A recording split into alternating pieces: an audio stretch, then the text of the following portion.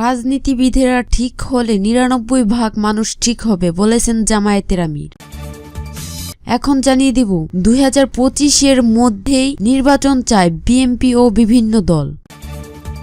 এখন জানিয়ে দিব বিদেশগামী রোগীদের ৯৩% জান রোগে নির্ণয়ের জন্য। এবং সর্বশেষ জানিয়ে দিব ফের আন্দোলনে নামছে বিএনপি। এতক্ষণ শুনছিলেন সংবাদ শিরোনাম, এখন শুনবেন বিস্তারিত। রাজনীতিবিদেরা ঠিক হলে ৯৯% মানুষ ঠিক হবে বলেছেন জামায়াতের আমির। রাজনীতিবিদেরা ঠিক হয়ে গেলে দেশে ৯৯% মানুষ ঠিক হয়ে যাবে বলে মনে করেন জামায়াতের ইসলামের আমির শফিকুর রহমান। তিনি বলেন, রাষ্ট্রের শাসকেরা যদি ঠিক না হয় তাহলে কাউকেই ঠিক রাখা সম্ভব নয়। শুক্রবার রাতে রাজধানীর মিরপুরের সেনপাড়া খ্রিস্টান চার্চে খ্রিস্টান সম্প্রদায়ের সঙ্গে ঢাকা মহানগর উত্তর জামায়াত আয়োজিত এক মত বিনিময় সভায় জামায়াতের আমির কথা বলেন।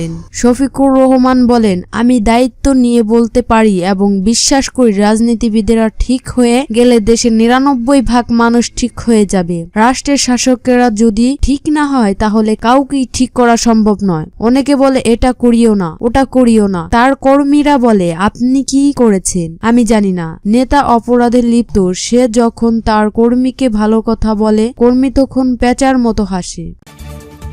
২০২৫-এর মধ্যেই নির্বাচন চায় বিএনপি ও বিভিন্ন দল।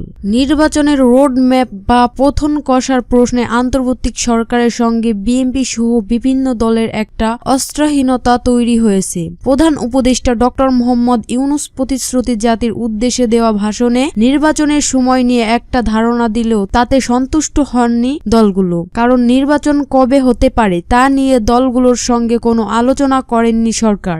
বিএনপি এবং অন্যান্য দল বলেছে, নির্বাচন নিয়ে স্পষ্ট বক্তব্য না দেওয়া সরকারের সঙ্গে তাদের দূরত্ব তৈরি হয়েছে।